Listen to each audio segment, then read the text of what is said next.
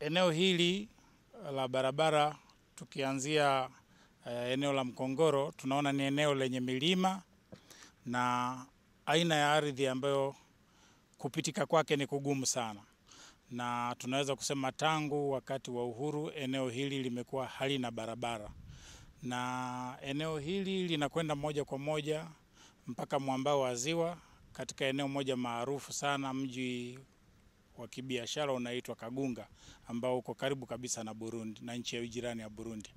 Tulikuwa tunahangaika kwa kupeleka watoto Mwamugongo, maana kuna mlima mzito sana. Kama mtu akawa na nyumba ya kuzaa, akitaka kuzaa na hangaika watu wanamubeba kwenye mbeo. Hayo yote ni magumu ndiyo nayo.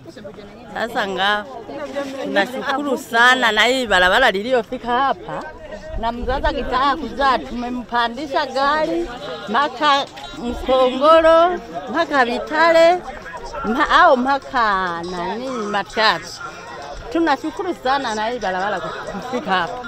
Hii barabara imedufungua.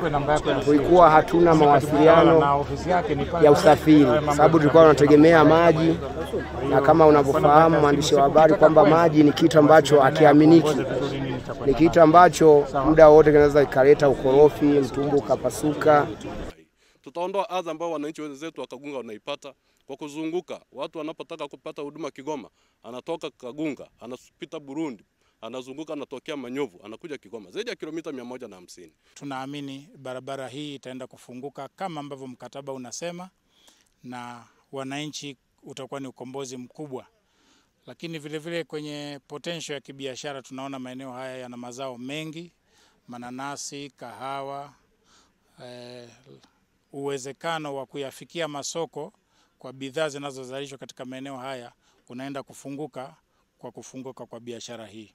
Umeanza mwezi Disemba tarehe 14, mwezi wa 12 2024, na unatarajiwa kukamilika Disemba 14 2025.